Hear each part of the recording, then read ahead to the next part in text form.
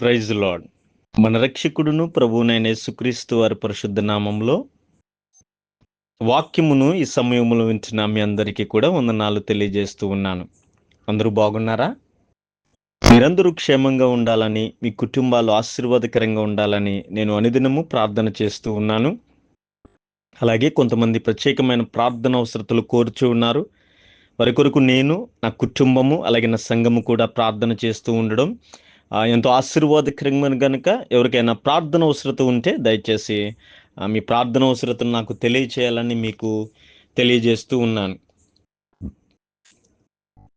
ఈ ఉజ్జీవింపబడిన ఆత్మలు, యెస్సు కొరకు ఉజ్జీవింపబడిన ఆత్మలు, రివైవల్ సోల్స్ ఫర్ జీసస్ అనే ఒక గ్రూప్ని ప్రారంభించి యూట్యూబ్లోను రకరకాల డిజిటల్ ప్లాట్ఫామ్ మీద వాక్యమును అందించడానికి కారణం ఏంటంటే ప్రతి ఒక్కరూ కూడా దేవుని కొరకు మండాలని, ప్రతి ఆత్మ దేవుని ఉజ్జీవంతో రగల్చబడాలని ఆలోచనతోటి ఈ యొక్క పరిచర్యలు కొనసాగుతూ ఉన్నాయి.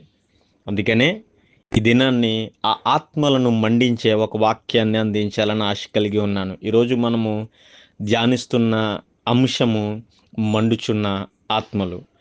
ఆత్మలు మండాలి అంటే ఏం చేయాలి?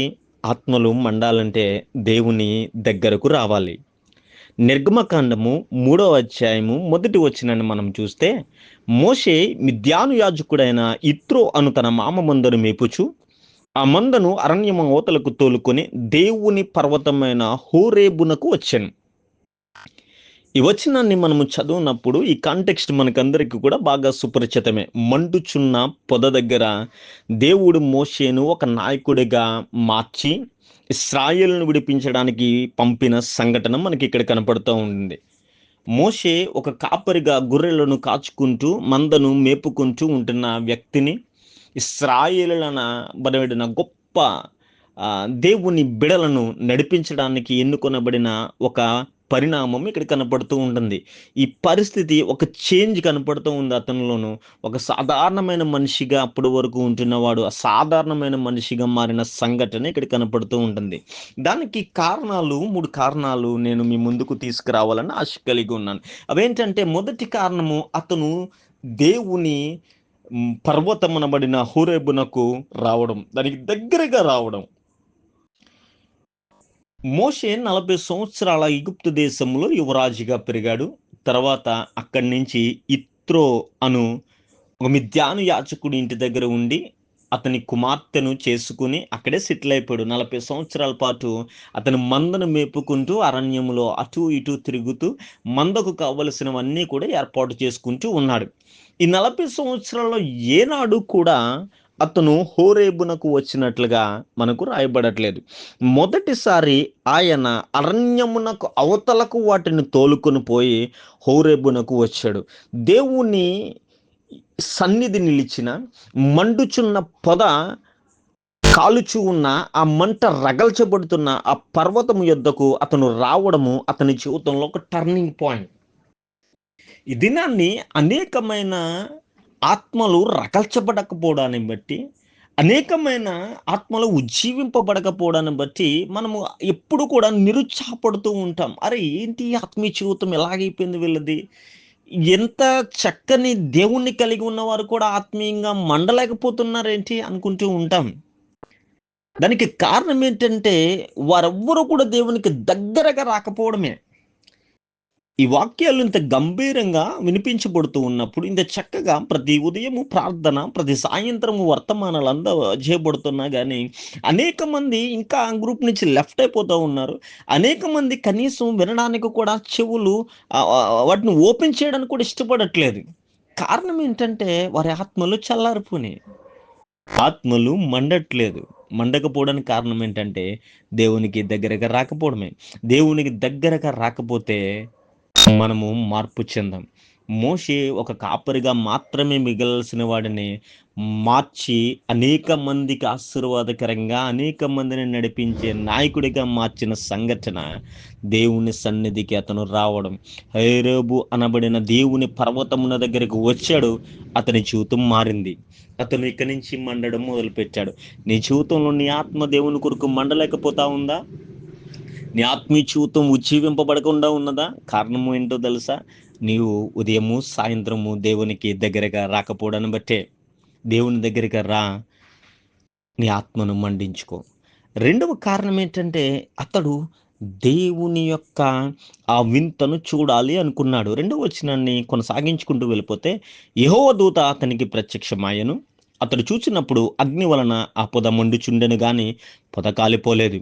అప్పుడు మోషే, ఆ పొద ఎలా కాలిపోలేదో నేను ఆ తట్టు వెళ్ళి ఈ గొప్ప వింత చూచెదననుకొనెను.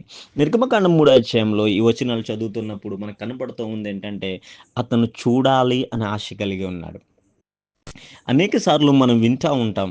అనేక సార్లు మనకి చెప్తా ఉంటారు. దేవుని సన్నిధికి వెళ్ళడం వలన ఈ గొప్ప కార్యాలు జరిగినాయి. దేవునికి దగ్గరగా ఉండడం వల్ల నేను ఆత్మీయంగా బలపరచబడుతున్నాను, ఉజ్జీవంతోటున్నాను, ఇన్ని గొప్ప కార్యాలు నాకు జరుగుతున్నాయని. అయితే కొంతమందికి మాత్రమే అది నిజమేనా? ఒకసారి చూద్దాం అనే ఆలోచన కలుగుతుంది. అనేక మంది ఆ మాటలు విని వెళ్ళిపోతూ ఉంటారు. అనేక మంది దగ్గరికి రారు. అయితే దగ్గరకు రావడమే కాకుండా అది చూడాలి అనే ఆశ కలిగిన మోషే జీవితం మారిపోయింది. ఆయన గొప్ప దేవుడు. నువ్వు చూడాలనుకుంటే గొప్ప కార్యములు చూపిస్తాడు. మోషే చూడాలి అనుకున్నాడు. ఇది మొదటి గొప్ప వింత. అతని జీవితం అంతా కూడా వింతల్లోనే గడిచిపోయింది. 10 రకాల తెగుళ్ళు అతను చూస్తుండగానే జరిగిపోయింది. ఎర్ర సముద్రం రెండుగా అతను చూచుచుండగానే చీల్చబడింది. బండ నుంచి నీరు, ఆకాశం నుంచి మన్నా, ఇలా చెప్పుకుంటూ పోతే అనేకమైన వింతలు అతని జీవితంలో జరగడానికి కారణం ఏంటంటే, అతను దేవుని యొక్క వింతను చూడాలనుకున్నాడు. నీ జీవితంలో, నా జీవితంలో ఏ అద్భుతం జరగట్లేదు, వింతలు జరగట్లేదు అంటే నీకు చూడాలని ఆ మనసు లేకపోవడమే. ఇక్కడ ఎలా ఉందో ఆ వింత చూద్దామని అతను తన మనస్సును ఆ వింతను చూడడానికి నిమగ్నపరుచుకున్నాడు. మనస్సంతా కూడా ఆ వింతను చూడాలనుకున్నాడు. అతను తీసుకువచ్చిన గొర్రెలను విడిచి, అతని మామను మరిచి, తన భార్యను, బిడ్డలను మరిచి, ఎదురుగుండా జరుగుతున్న వింతను చూడాలి అని తను ఆలోచన చేశాడు. అదే తన జీవితంలో టర్నింగ్ పాయింట్. నా ప్రియమైన దేవుని జనాంగమా, దేవుడు గొప్ప కార్యములు చేయగల సమర్థుడు. ఆయన అనేకమైన అద్భుతాలు చేసి ఇంకనూ చేయడానికి ఆయన సిద్ధంగా ఉన్నాడు. కారణము మనం పొందుకోకపోవడానికి కారణం ఏంటంటే, మనము చూడాలని అనుకోకపోవడమే. మోషే చూడాలనుకున్నాడు, దేవుడు చూపించాడు. ఈ దినాన్ని ఈ మాట నేను మీకు కూడా చెప్తా ఉన్నాను. నీ జీవితంలో గొప్ప కార్యం జరగాలని నువ్వు అనుకుంటూ ఉన్నావా? చూడాలనుకుంటున్నావా? దేవుడు చూపించడానికి సిద్ధంగా ఉన్నాడు. మండుచున్న ఆత్మలు కలిగిన ఈ యొక్క గ్రూప్‌లో నేను మరొకసారి మాట్లాడుచూ ఉన్నాను. నీ ఆత్మ మండగట్లేదా? నీ ఆత్మీయ జీవితం మండట్లేదా? నువ్వు చూడాలనుకో గొప్ప కార్యాన్ని ఆయన మండిస్తాడు. మూడవదిగా ఆ యొక్క గొప్ప కార్యమును మనం చూస్తే కొనసాగుతూ ఉంటే, దాన్ని చూచుటకు అతడు ఆ తట్టు వచ్చుట చూసి యెహోవా చూసి దేవుడు ఆ పొద నడుమ నుండి మోషే, మోషే అని అతన్ని పిలిచాను. ఈ మూడవదేంటంటే, అతను ఆ కొండపైకి ఎక్కేసి ఆ మండుచున్న పొద దగ్గరగా వచ్చేయడం మనం చూస్తా ఉంటాం.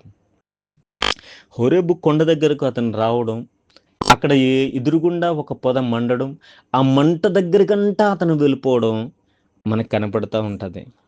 ఇక్కడ నేను చెప్పాలనుకున్న మాట ఏంటంటే, అతను అతను చూడాలనుకున్న దాని కొరకు కష్టపడినట్లుగా మనం చూస్తా ఉంటాం. కొండలు ఎక్కుతా ఉన్నప్పుడు చాలా కష్టం. 80 సంవత్సరాల వయసొచ్చింది మోషేకి. కొండ ఎక్కడం కొంచెం కష్టమే. కొండ ఎక్కినప్పుడు ముల్లులుంటాయి. కొండ ఎక్కినప్పుడు రాళ్ళుంటాయి. జారుతా ఉంటది. తగులుతా ఉంటది దెబ్బలు. అందుట్లోకి అది పొదలున్న ప్రదేశము. బహుశా ముళ్ళ పొదలు కూడా ఉండొచ్చు. అతని కాళ్ళకు గాయాలు కూడా అవ్వచ్చు. అయితే అవేమీ లెక్క చేయకుండా అతను ఆ వింతను చూడడానికి దగ్గరకే వెళ్ళిపోతున్నాడు. దేవుడు అదిని చూసినట్లుగా మనం చూస్తా ఉంటాం. అంటే ఎన్ని కష్టాలొచ్చినా గాని ఆ వింతను చూడాలి. ఎన్ని కష్టాలొచ్చినా జరుగుతున్న మిరాకిల్ చూడాలని అతను అనుకోవడమే అతని జీవితంలో టర్నింగ్ పాయింట్. అతను పట్టు విడువని వాడిగా దేవుడు చూడడం మనం చూసాం. ఒకవేళ మోషే నువ్వు ఆగు అనకపోతే అతను ఆగే సమస్యే లేదు. అతను వెళ్ళిపోతాడు పొద దగ్గరికి. పొద దగ్గరికెళ్ళి నడుము నుండి అన్నీ కూడా చూడడానికి ఇష్టపడేవాడిగా మోషే మనకిక్కడ కనపడతా ఉంటాడు. మోషే పట్టు వదలని ప్రయత్నాన్ని మనం ఇక్కడ చూస్తా ఉంటాం. మన జీవితాలు మండాలంటే, మన ఆత్మలు మండాలంటే, మనము కూడా పట్టు వదలని వారిగా ఉండాలి. ప్రార్థనలోను, విశ్వాసములోను, ఈ మాటలు చెప్పడంలోను, వినడంలోను మనం పట్టు విడవని వారిగా ఉంటే, పట్టుదల కలిగిన వారిగా ఉంటే, కష్టపడగలిగిన వారిగా ఉంటే, మనము ఎన్నటికీ కూడా మనము చల్లారిపోయిన ఆత్మలు కలిగిన వారిగా ఉండం. ఎప్పుడు కూడా మండుచున్న వారిగా ఉంటాం. నేను ఈ వాయిస్ రికార్డ్ చేస్తున్నప్పుడు నా పొజిషన్ చాలా క్రిటికల్‌గా ఉంది. నా చుట్టూ కూడా చాలా డిస్టర్బెన్సెస్ ఉన్నాయి. ఇప్పటికి 2, 3 సార్లు వాయిస్ రికార్డ్ చేయడానికి ప్రయత్నించి కూడా ఫెయిల్ అయిపోయాను. సుమారు గంటన్నర నుంచి నేను ప్రయత్నిస్తూనే ఉన్నాను ఈ 10 నిమిషాల వీడియో కొరకు. చాలా కష్టమవుతుంది. కానీ నా ఆత్మ మండుచున్నది. మీ ఆత్మలను రేకెత్తింప చేయడానికి, మీ ఆత్మలు ఉజ్జీవింప చేయడానికి పట్టు విడవకుండా నేను ప్రయత్నిస్తూనే ఉన్నాను. ఎందుకనంటే నా ఆత్మ మండుచున్నది కొన్ని ఆత్మల కొరకు. ఈ గ్రూప్లో ఉన్న వారందరినీ కూడా ఆత్మీయంగా బలపరచాలని, ఉజ్జీవాన్ని రగిల్చాలని నా ప్రయత్నము ఎన్ని ఆటంకాలు ఎదురైనా కానీ ఆగట్లేదు. ఇక్కడ మోషే మండుచున్న పొద దగ్గర తను కూడా మండడానికి సిద్ధపడుతున్న సంఘటనలు మనం చూస్తాం. దేవుని సన్నిధికి దగ్గరగా అతను రావడాన్ని బట్టి అతని జీవితం మార్పు చెందింది. దేవుని సన్నిధిని చూడాలి అనుకోవడాన్ని బట్టి అతని జీవితం మారింది.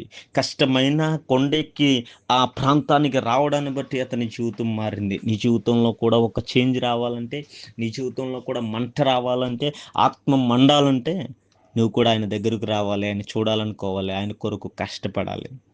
నువ్వు చేయగలిగితే నువ్వు కూడా మోషే వల్ల గొప్ప నాయకుడిగా, మోషే వల్ల అద్భుత కార్యములు, ఆశ్చర్యకార్యములు వారికి, వారి కుటుంబాలకు, తరతరాలకు ఆశీర్వాదాన్నిచ్చే గొప్పవారిగా ఉండగలుగుతావు. అటువంటి భాగ్యము మనందరికీ దేవుడు దయచేయాలని కోరుచు ఈయన మాటలు ముగిస్తున్నాను. ప్రార్థన చేద్దాం.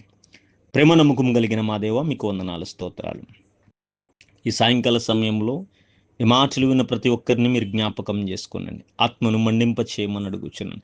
మండుచున్న పొద వద్ద ఏ రీతికి అయితే మోషే తను మండి అనేక మందికి ఆశీర్వాదకరంగా మారాడో, ఆ రీతికి ఈ వాక్యం విన్న ప్రతి ఒక్కరూ కూడా మండి అనేక మందికి ఆశీర్వాదకరంగా, దీవెనకరంగా మారి అనేక మందిని నీ వైపు త్రిప్పేవారిగా ఉండడానికి కృప చూపించమని, ఈ వాక్యముని విని అనేక మందికి పంపిస్తున్న ప్రతి ఒక్కరిని కూడా దీవించి ఆశీర్వదించమని యేసు నామములో అడిగి వేడుకొనుచున్నాం తండ్రి.